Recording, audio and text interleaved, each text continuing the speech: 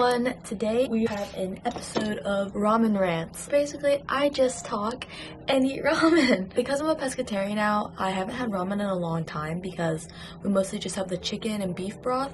But my sister got me shrimp broth, so we're gonna try it.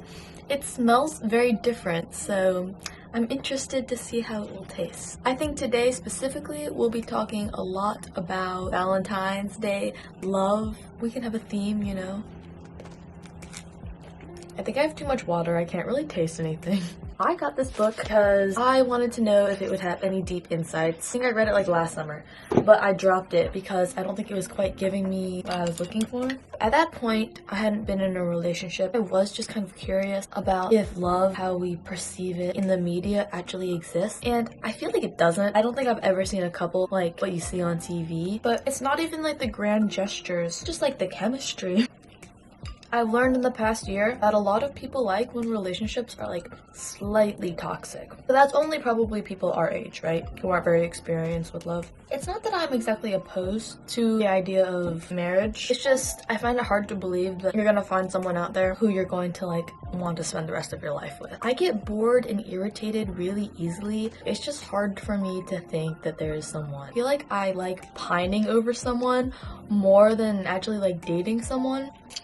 You know, my friend group, we've never had two people dating at one time. Whenever someone's in a relationship, everyone else is single. And then someone breaks up, and then someone else gets into a relationship. Right now, the one who's in a relationship is Neha. And so far, she has the most successful relationship out of all of us. I think what's important before you get into a relationship is that you've reached a point with yourself where you have like enough self-love that you can properly handle, you know, a relationship. I realized that I'm not scared of being like by myself one day, because I have myself, and like once you enjoy spending time with yourself, like it's not really scary to be single. What if your soul is immortal?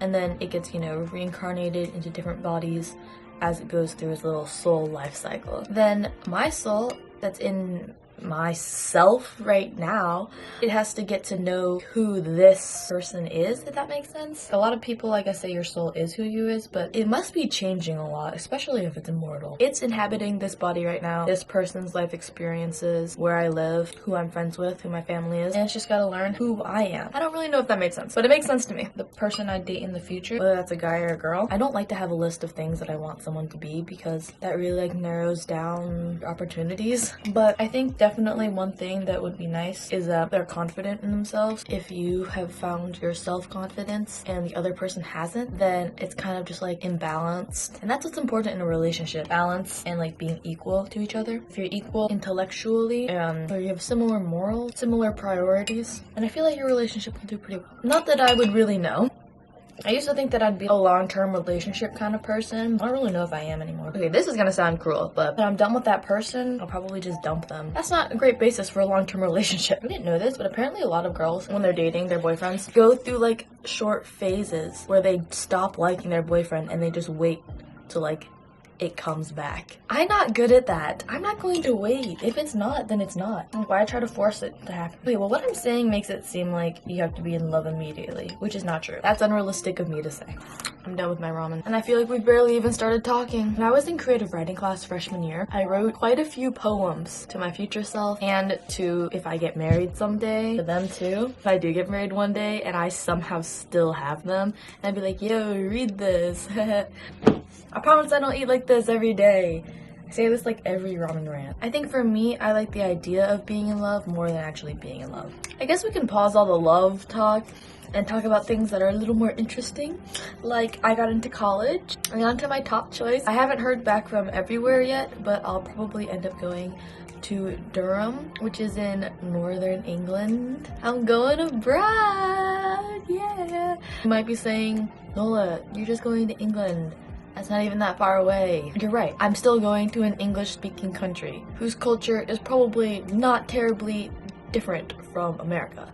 Hopefully it's different, but it's probably not gonna be that different. I didn't want to go to a country that spoke another language because I was scared that academically I wouldn't do as well if I had to like write papers in a different language. In college, I definitely think I'll date more than I did in high school. I'm excited to date maybe a couple girls. you know? You know, Neha brought up an interesting point a long time ago. When we're old and we're like the ones that are like, oh, these kids, they're so promiscuous. She said that she thinks it'll have to do with having polyamorous relationships. I don't know if I said that right. And I was like, whoa. Because I couldn't think of anything. Hopefully most of us don't shame other people for like the clothes that they wear or their like sexual activity. I was like, I can't think of what we would be like uptight about. And then she said that and I was like, well, okay, maybe we would. There's a lot of different like soulmate ideas. Even though I'm kind of skeptical about like love, for some reason I'm very gung-ho about soulmates. And that probably has to do with the fact that literature and TV has brainwashed me. One of my favorite things about soulmates is like the red string. How you have like a red string connecting you. You're always together in a sense. If that person dies, does your red string get cut? I used to think that if your soulmate died before you, they become like your guardian angel. I'm about to eat my Valentine's Day chocolate that my grandma got for me. I never really believed in heaven because it seemed fake. It seemed kind of just like a boring place, you know? It's like supposed to be paradise, but what even is paradise? Am I going to be like sitting in a chocolate waterfall? The only thing I can think of is in terms of Earth. My dream life on Earth is what I can only imagine would be considered heaven. If it's something else, like I can't even comprehend, heaven just seems like an eternal retired life. And that does not sound fun either. Like, what's your purpose then? I'm kind of curious because I haven't filmed a ramen rant in so long, how similar this will be to my last ramen rant. Hopefully not that similar because I've hopefully changed in the past couple months. But what if I have stayed exactly the same? One last thing about Valentine's Day. I watched All the Boys I Loved before, and I don't know why, but I had high hopes for the third movie. The second movie wasn't great. First one was okay. I was like, I feel like maybe they can really get this finale, get this third one. And it wasn't great either. This is what the movie's based on, you know? Always and Forever, Laura Jean. I read this book series. I love this book series. The movies didn't really do the books justice, in my opinion, but like, that's not really that surprising. I think as far as adaptations go, they didn't really do terribly. Probably would have been nice to have an actual Korean actress as Laura Jean, seeing that like, that's a big part of her identity, and also they go to Korea. Oh well. Every time Laura Jean and Peter were together, I was like, ew. Like, every time they were together, it was so kind of disgusting. I was actually a lot more invested in the two best friends. Their relationship, I thought, was much more interesting. They both knew that they were gonna break up before going to college because they both had their own things that they wanted to do.